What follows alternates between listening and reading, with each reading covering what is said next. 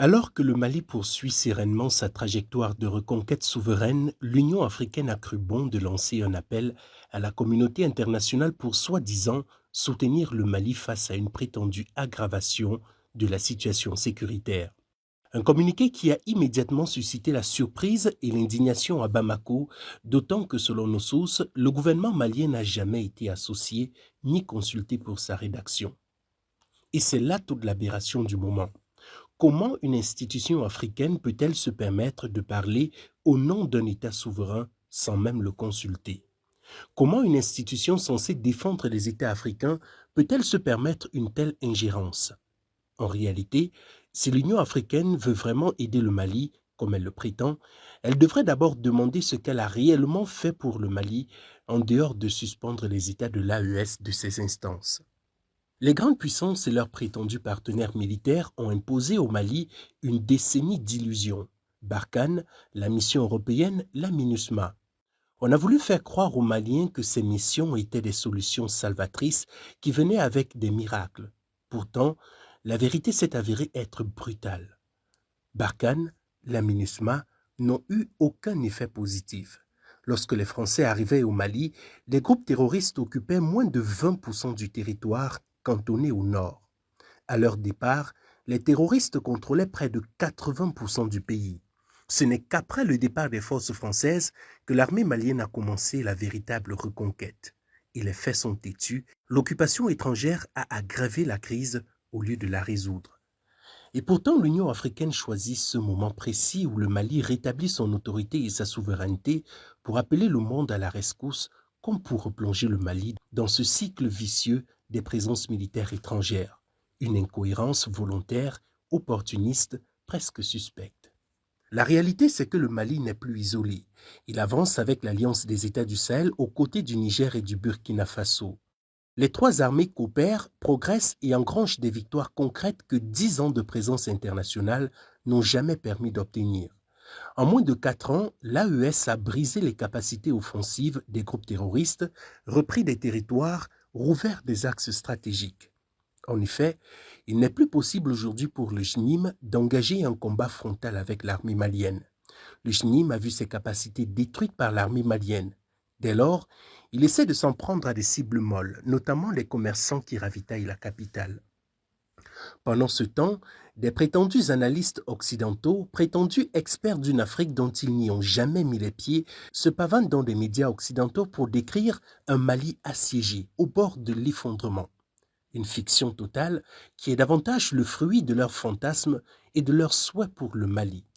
Dans les faits, aucune colonne terroriste ne marche en direction de Bamako. Les attaques du JNIM sont ponctuelles vu qu'ils sont désormais incapables de tenir un front. Les FAMA contrôlent le terrain et pendant que les commentateurs racontent leurs balivernes, ce sont plus de 1200 camions-citernes de carburant qui ont été livrés au Mali. Un fait majeur que la presse occidentale a soigneusement choisi d'ignorer parce qu'il relève de la détermination des Maliens à ne pas céder. Donc vous voyez qu'on est très loin du scénario qu'on vous décrit à l'extérieur de notre pays pour dire que les terroristes sont là, ils sont à Bamako, ils vont prendre ceci, cela. On n'est pas du tout dans ce scénario.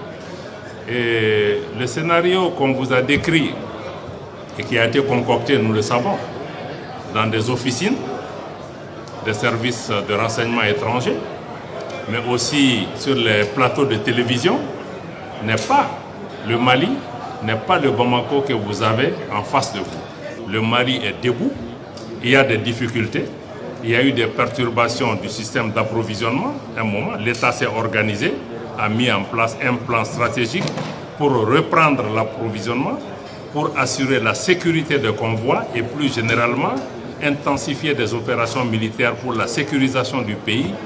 Et progressivement, vous voyez que des centaines de camions arrivent par jour pour reprendre l'approvisionnement de Bamako et d'autres localités. Et nous allons maintenir ces efforts. Il y a un gouvernement au Mali, il y a un président au Mali, et nous sommes en charge. Et il y a des forces de défense et de sécurité. Et par-dessus tout, il y a des populations maliennes qui traversent cette difficulté en toute dignité, en toute responsabilité et dans le calme, malgré les difficultés que nous traversons. À Bamako, la vie continue. Le président Assimi Goïta inaugure des infrastructures, l'économie respire et la capitale accueille le Salon de la Défense BAMEX 2025 avec une trentaine de pays invités. Aucune trace du chaos fantasmé dans les rédactions européennes. Le Mali avance calmement, fermement, sur la voie de sa souveraineté retrouvée. Il y a un point essentiel que l'Union africaine prétend oublier. Cette méthode de fausse compassion n'est pas nouvelle. C'est exactement la technique qui a été utilisée pour démolir la Libye et dont l'Afrique subit les conséquences jusqu'à aujourd'hui. C'est la même méthode employée au Mali en 2012 sous Diokounda Traoré.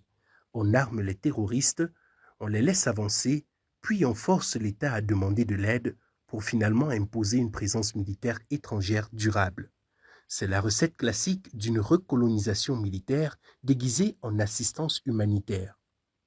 Seulement, le Mali d'aujourd'hui n'est pas dupe. Il n'a demandé de l'aide à personne et ne la demandera pas pour quiconque espère réinstaller les tutelles.